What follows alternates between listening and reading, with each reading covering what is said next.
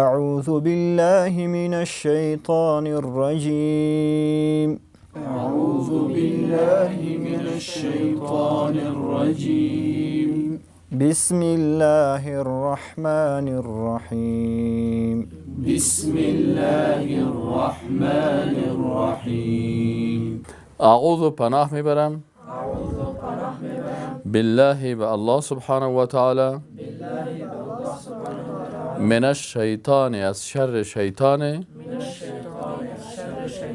الرجیم رانده شده. بسم الله شروع میکنم به نام الله سبحانه و تعالی الرحمن که بی نهایت بخشاینده هست،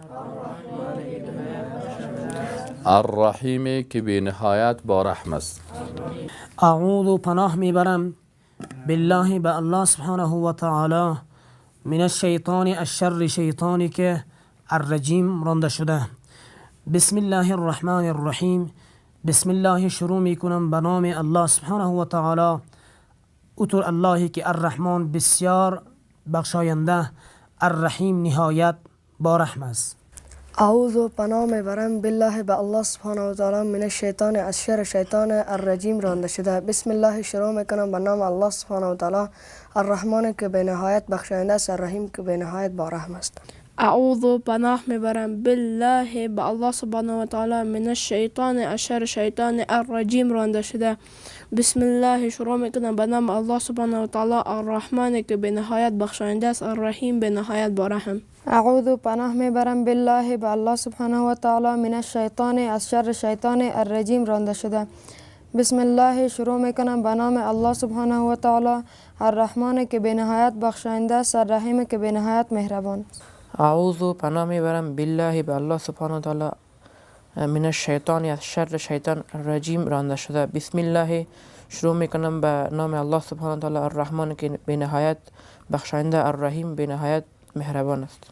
اعوذ پناه میبرم بالله به الله سبحانه و تعالی من الشیطان از شر شیطان الرجیم رانده شده.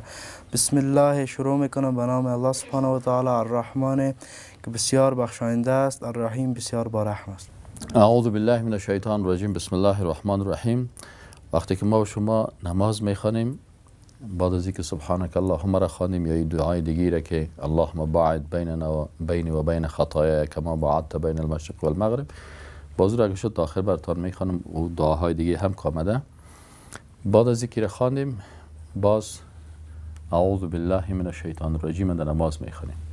وقتی که یک مسلمان اعوذ بالله من الشیطان الرجیم در نماز خود میخونه، ای تو عقیده داره که اعوذ ما پناه میبرم بالله به الله سبحانه و تعالی. چرا در آغاز نمازی رو میگه؟ به خاطر از اینکه مشرکین بعضشان با بتها پناه میبردن، میگفتن که این بتها کسی مجسمه ها کس میگفتن یا اولیاء الله هستن یا شخصیت های خوب هستن، اینا واسطه ما میشه که ما را به الله نزدیک بسازن. ما نعبدهم الا لیقربونا الی الله زلفا. ما اینا را عبادت نمیکنیم مگر به خاطر از اینکه ما را به الله چی میکنن؟ قریب میکنن. دیگه بعضی ها بتها را به بتها پناه میبردن، بعضی کسای دیگه به قبرها پناه میبردن، میرفتن به قبرهای صالحین و میگفتن که یا شفاعتگرای ما هستن یا ما را به الله نزدیک میسازن. بعضی کسای دیگه بودن به سنگ و موره و گپا پناه میبردن. بعضی کسای دیگه بودن که مثلا به جنها پناه میبردن. به هر شکل مردم به یک شکل از اشکال به مخلوقات پناه میبردن. این حال انسان مسلمان وقتی که نماز میخونه در نماز خود میگه که اعوذ بالله، من پناه به کی میبرم؟ به الله سبحانه و تعالی.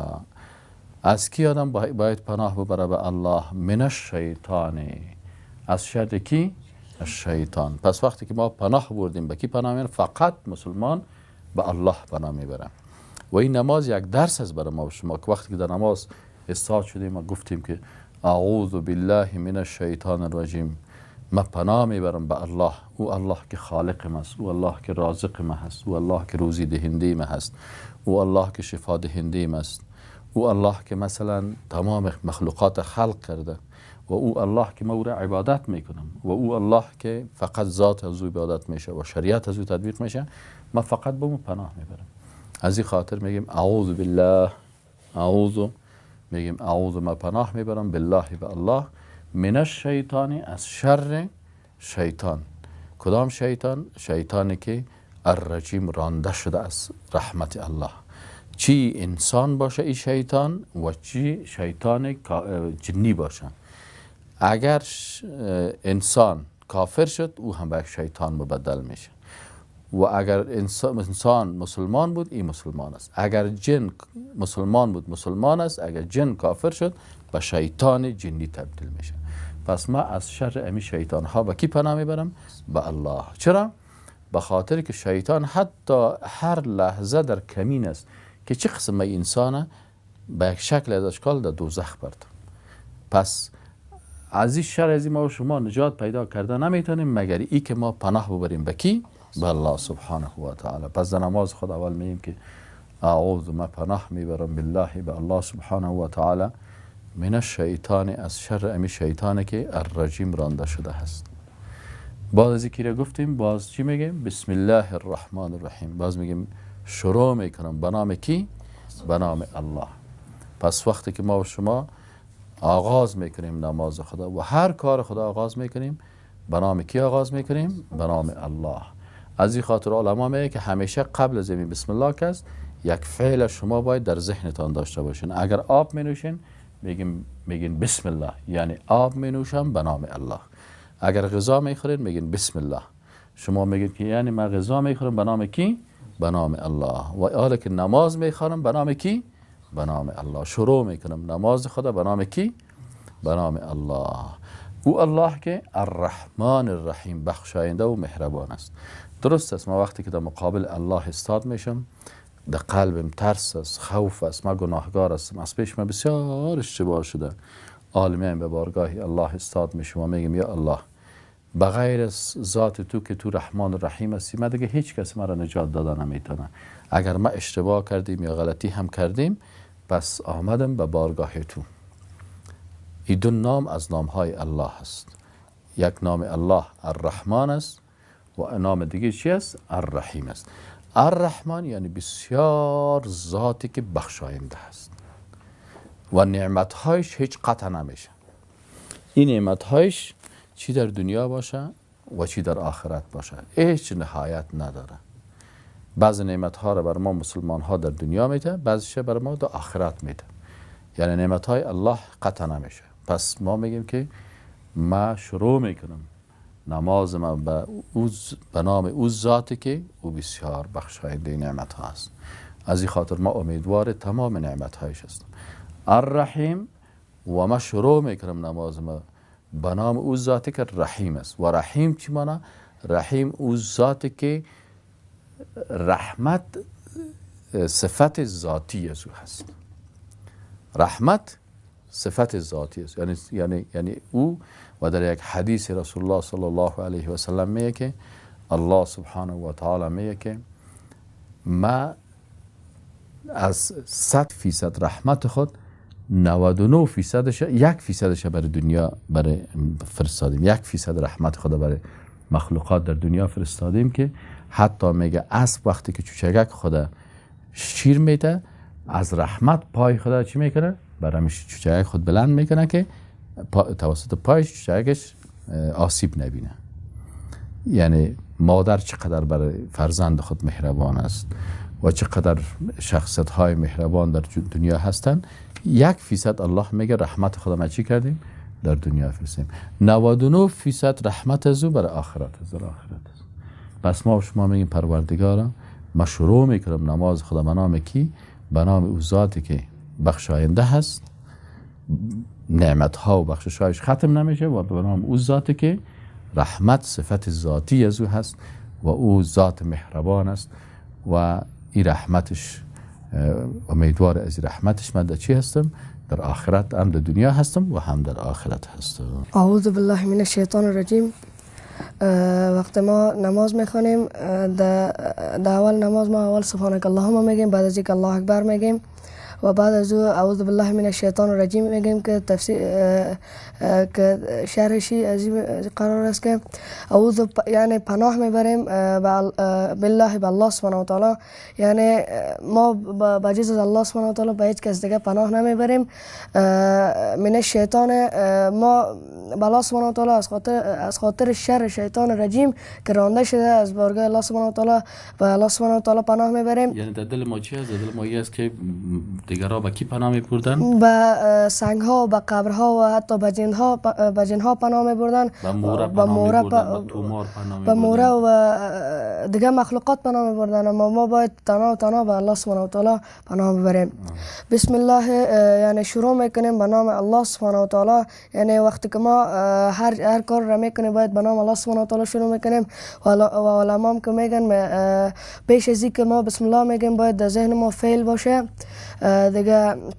الرحمن و وقتی که ما شروع میکنیم بسم الله الرحمن الرحیم که میگیم که ما شروع میکنیم نماز خدا به نام الله سبحانه و تعالی که الرحمن که الله سبحانه و تعالی بسیار بخشاینده نعمت است و که نعمتایش هیچ خلاصی قطع نمیشه و خلاص نمیشه. الرحیم که بسیار مهربان است که رحمتش صفات ذاتیش است. اعوذ پناه میبرم بالله به الله سبحانه و تعالی تفسیر از این رقم است که در قدیم که بوده مردم به غیر از الله سبحانه و تعالی به سنگ، به موره، به قبر، حتی به جنیات پناه میبردن. و ما در اینجا میگیم که اعوذ بالله ما تنها به الله سبحانه و تعالی پناه برده میتونیم، چون ذات الله سبحانه و تعالی قدرت پناه دادن ما را داره. من الشیطان الرجیم، از شر شیطان رانده شده که ما از الله جل جلاله سبحانه و تعالی از شر شیطان پناه میخواهیم از او، چون که شیطان همیشه در عقب ما است و میخواه ما را به دوزخ بیندازه و ما شر از او پناه میبریم به الله سبحانه و تعالی. بسم الله شروع میکنم به نام الله سبحانه و تعالی، چون که در کار یا فعل علما میگن در فعل که ما انجام میتیم باید به نام الله سبحانه و تعالی شروع کنیم که او ذات الرحمن بخشاینده، الرحیم مهربان است که دو صفت خداوند جل جلاله دو صفت ذاتیش است که ما را الرحمن است که به درگاهش هر وقت التماس کنیم ما را میبخشه، الرحیم که به نهایت با رحم است و با رحم. بسم الله الرحمن الرحیم. وقتی که ما نماز شروع میکنیم اعوذ بالله و بسم الله میگیم که پیش از که ما نماز شروع کنیم میگیم اعوذ بالله من الشیطان الرجیم، یعنی پناه میبریم به الله سبحانه و تعالی از شر شیطان رانده شده که در قدیم وقتی که مشرکین بودن به جنیات، موره ها، سنگ ها و به چیزای دیگر پناه می بردن و می گفتن که می بت وسیله است که ما را به الله سبحانه و تعالی نزدیک میکنه، که به همین خاطر ما فقط باید به الله سبحانه و تعالی پناه ببریم و اعوذ بالله من الشیطان الرجیم، یعنی ما فقط به الله سبحانه و تعالی پناه میبریم از شر شیطان رانده شده. بسم الله شروع میکنیم به نام الله سبحانه و تعالی، یعنی ما که هر فعل که وقت انجام میتیم وقتی که همیشه ما بسم الله میگیم باید یک فعل در ذهن ما باشه، مثلا در وقت آب نوشیدن، غذا خوردن، حتی در وقت خوابیدن باید بسم الله الرحمن الرحیم بگوییم که وقتی که بسم الله الرحمن الرحیم بگوییم وقتی که مثلا آب می‌نوشیم میگیم که یعنی من آب می‌نوشم به نام کی؟ به نام الله سبحانه و تعالی الرحمن که به نهایت بخشاینده است، یعنی الله سبحانه و تعالی یکی از صفاتش بخشاینده است، یعنی که نعمت دوامدار به بنده‌های خود میده. الرحیم که به نهایت مهربان است، یعنی یکی از صفات دیگه الله سبحانه و تعالی این است که الله سبحانه و تعالی بسیار مهربان است و بالای بنده‌های خود همیشه رحم میکنه. اعوذ پناه میبرم بالله به الله سبحانه و تعالی من الشیطان الرجیم، از شر شیطان رانده شده. در اول نماز ما این کلمه را میگیم به خاطر از اینکه قبل از مسلمانان تمام کفار و به این عقیده بودن که سنگ و این چیزا انسان را نجات میتوه که پناه میبردن به سنگ ها، به چوب، به شیاطین، حتی به بت ها پناه میبردن. و ما همی کلمه را میگیم که اعوذ بالله من الشیطان الرجیم، ما به الله سبحانه و تعالی پناه میبریم از تمام این چیزها و چیزی که از تمام از اینها قدم بزرگتر است که شیطان است. شیطان از بارگاه الله سبحانه و تعالی رانده شد از خاطر همین ما به الله سبحانه و تعالی از شر از شیطان پناه میبریم که عامل تمام از چیزها شیطان میباشه. و بسم الله شروع میکنم به نام الله سبحانه و تعالی. ما قبل از هر فعلی که میکنیم به خاطر اینکه دو فعل ما برکت باشه و مطابق قبول الله سبحانه و تعالی شوه، قبل از او بسم الله میگیم که بسم الله شروع میکنم به نام الله سبحانه و تعالی الرحمن که بسیار بخشاینده است، بسیار بخشنده است. و ما که نماز میخوایم به خاطر امی که ما بنده گناهگار هستیم و به الله سبحانه و تعالی عبادت میکنیم، از خاطر گناه های خود از خاطر از این ما را میبخشه. و الرحیم که بسیار مهربان است که توبه هیچ بنده خود رد نمیکنه و توبه هر کس میپذیره. بسم الله الرحمن الرحیم. اعوذ پناه میبرم بالله به الله سبحانه و تعالی. با گفتن این کلمه ما یعنی الله سبحانه و تعالی ایران اثبات ساخت، یعنی کسایی که قبلا بودن که به هر چیز دیگه یعنی و پناه میبردن مانند قبر و بتها، با گفتن این کلمه همه چیزها رو یعنی رد کرد یا منسوخ ساخت. یعنی ما با گفتن این کلمه یعنی تنها به الله سبحانه و تعالی یعنی پناه میبریم من الشیطان رجیم. است ما از کی پناه میبریم به الله سبحانه و تعالی؟ از شیطان رانده شده. او شیطانی که یعنی همیشه در کمین است به خاطر که انسانها را از راه که الله سبحانه و تعالی با آنها انشان از او وارها گمراه کنه. شیطان اینی باشه و چی هم شیطان جنی. بسم الله شروع میکنم به نام الله سبحانه و تعالی. یعنی ما با پیش از هر فعلی که ما انجام میتیم با گفتن این کلمه ما باعثی کار میشه که در کار ما خیر نفتش. یعنی باید پیش هر فعل ما به نام الله سبحانه و تعالی یعنی شروع کنیم. الرحمن که نهایت بخشاینده است، یعنی ذاتی است که یعنی همیشه به بندگانش نعمت یعنی میبخشد و باعث همیشه گناهانش را میبخشد. الرحیم که نهایت مهربان است، یعنی ذاتی است که اگر بندش به هر قدر گناه کنند بازم همین در رحمتایش هیچ وقت به او بند نمیشه.